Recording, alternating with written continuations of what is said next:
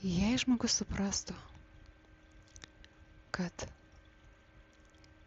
jis nėra atskiras nuo išmintingos realybės, nuo Dievo,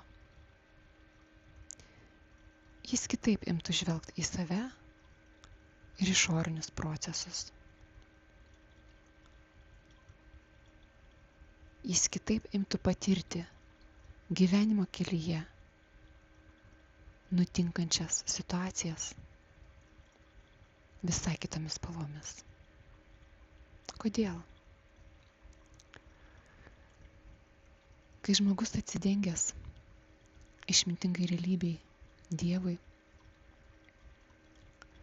per jį gyvena nuoširdumas.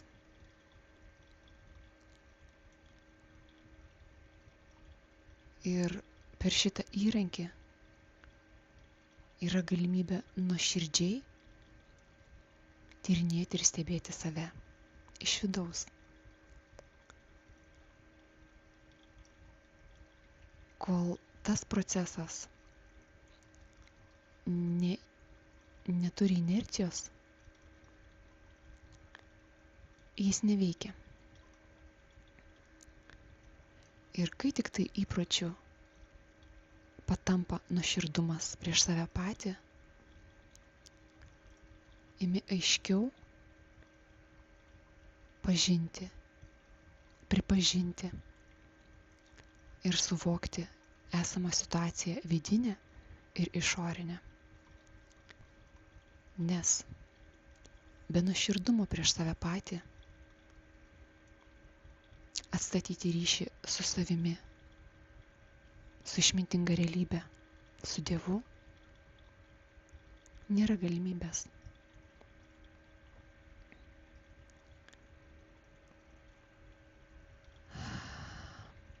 Ten daug paklydimų yra tikimybė. Nes galima įvairių teisingai skambančių tiesų, gražiai, logiškai, racionaliai ar dar kažkaip kitaip skambančių tiesų iš išorės galima mėginti pritaikyti savo, bet jos netitiks tiesos. Paties žmogaus tiesos netitiks. Jos prasilenks su vidinė tikrovė. Bet jeigu palaipsniui formuoti įprotį nuoširdumo prieš save patį, ten ima keistis situacija, santykiai į save ir į pasaulį. Imi aiškiau matyti tos procesus vidinius ir kaip išmintinga realybė jinai geba gyventi žmogumi. Be šito, pasikartosiu, vien teorijomis ir svetimais supratimais neatsidengia tas pažinumas. Nes viena yra teoriškai suprasti, o realybė ir tikrumas yra praktika. Tai yra gyvas procesas, gyvenantis potyriuose.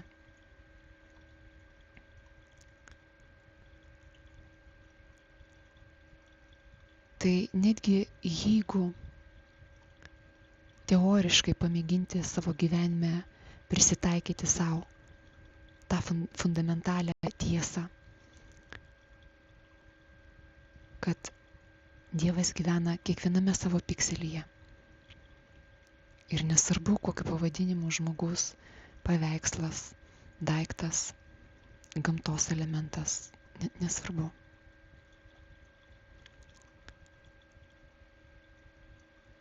Čia daug svarbiau yra pats supratimas kaip fundamentas ir jo dėka atsirakinami įrankiai. Įrankiai pačiam žmogui atstatyti tą ryšį su savimi, su pilnatve, išmintinga realybė, Dievu. Ir vienas iš įrankių būtinas, be kurio nepavyks atsirakinti, atstatyti to ryšio su savimi, Tai būtent nuoširdumas prieš save patį.